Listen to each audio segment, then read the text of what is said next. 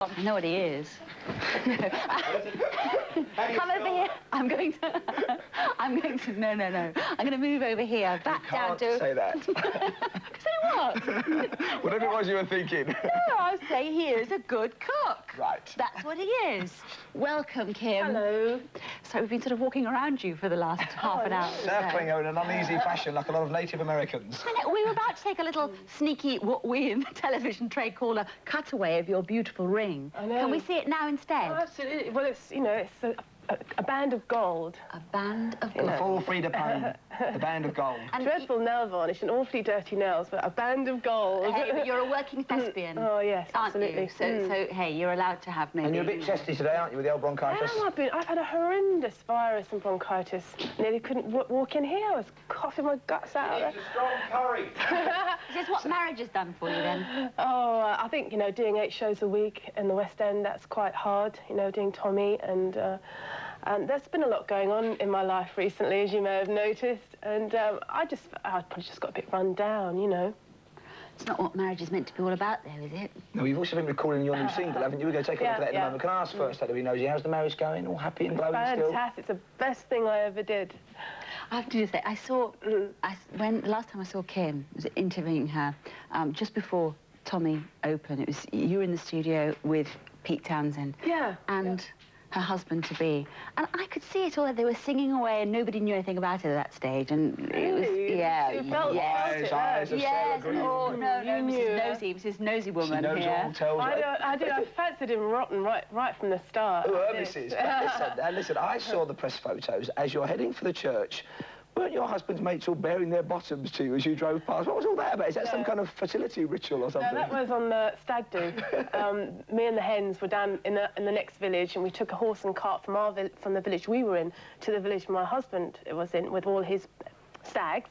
And as we turned around the corner, they heard us singing, because we were singing songs all the way up the road in this horse and carriage. And as we came round, they were all prepared with their asses bared on the back of the fence.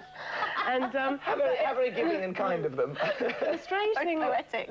I mean, as you know, as typical of my life, you know, it was all there to be photographed by the son, who just happened to be tagging along, and I thought he was a local photographer for the company who'd given me the horse and cart. I was he was to start with. I know. Hang on.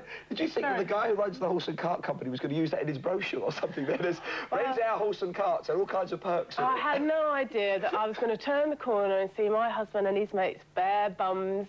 I had no idea. Well, is your new single related to that? Because it's called Shame, of course. Shame. It was a bit of a... No, it wasn't. It was... We're going to take a look now. It's a cover, of course, of the fantastic Evelyn Champagne King classic, isn't it? That's the one, yeah. It's Shame. Cop an eye for this.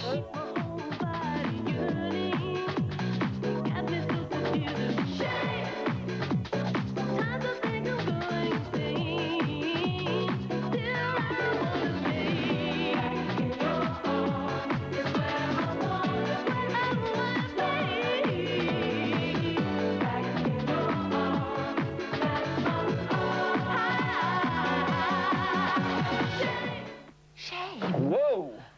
Why is it those guys have got chests and stomachs like that in those videos? It's very intimidating. I think it's very nice. A body like a Sago pudding. And Kim thinks it's very nice because she always has very deeply good-looking guys in her. Deeply good-looking. Don't you? Great description. Did you used to chuck yourself about to that one then when you went out to clubs and stuff? I did, yeah. And when I was doing Tommy, there's a youth club scene with a jukebox machine, and so I sort of ambled over there to see if my dad was on there, actually, because it was set in the 50s. I thought my dad might be on there.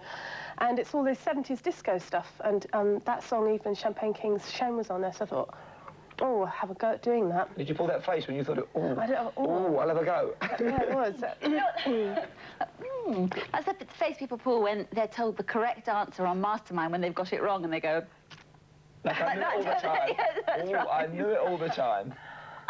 You know, I am a very nosy person. And squirrel away. A bit longer ago than before the start of Tommy, I had a little visit with a film crew to Kim's beautiful home, the converted barn. Now, do you both live there? Has husband come into that, or are you going to go somewhere else and start afresh all over again? Well, since he's moved in, it really has seemed like a different house. I mean, we've absolutely transformed it, you know, changed rooms round, redecorated, introduced a library, a writing room, an office area. I mean, the whole place is, you know, if you came again, I don't know even if you would recognise it, really. I mean, and Hal's sort of taken to the gardening, and he's constantly, you know, redecorating or doing something around the house. He's transformed it.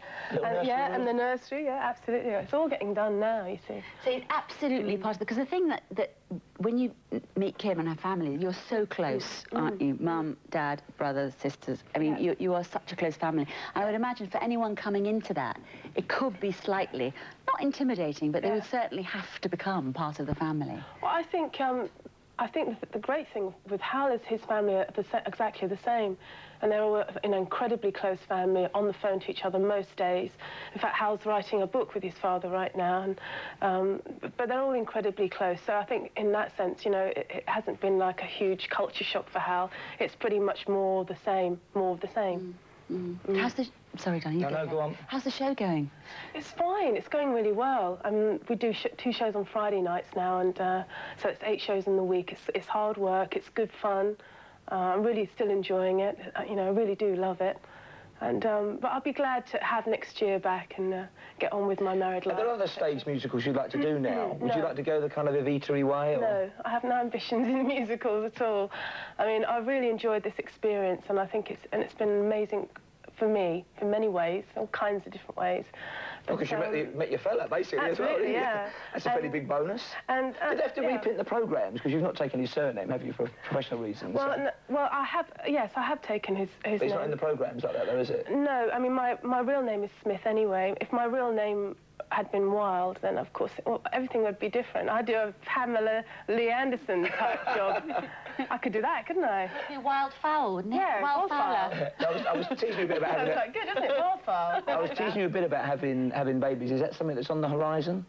Well, I mean, God willing, I'd love to have a big family. How many? I don't know, as many as is safe and good to do before I hit, you know, my later 40s. 6 is a good number. Do you have 6 children? I've got 5. Have you really? Yeah. I thought you had a load of kids. I know. I thought you looked tired. Yeah, right, that's right. Because earning money for their shoes. That's what I'm doing here, Kim. The kids always need shoes, we know that. Oh, dear, I know it's hard work bringing up kids. It's probably harder work being at home with that lot than you sitting here doing this. Is there anything upsetting that you found about the husband? Anything that you think, oh, I wish he wouldn't do that? Have you tried to change him in any way? No. I mean, He cleans the bath and all that, does he? Well, actually, no, he doesn't. Oh! There's always something with guys, isn't there? But, no. But do you clean the bath? Sometimes, More than he does. I mean, you know, he was a sort of confirmed bachelor before he met me, so he does his own washing. He's a very good cook. But does he put the seat back down? Back down where? Oh, I see. Back down there. Well, I don't think we should put... I don't think we need to... I don't think... Confirmed bachelors don't normally put the seat back down. I can never understand why women moan about this, because it's not a big deal if we do forget to put... You just do that. It's not going to wear you out, is it? It's not going to just do that, Sarah. It's not, oh, you're all tired. I'm sure you're energetic enough to do that. If it was the other way around, you'd have something to say about it. Well, thank you very much, Kim Wilde. You've been a great sport. Thanks for coming in. Diane. Good luck with You're nosy. Thank you. You're too nosy. I'm sorry, I am. Still to come on 1 to 3.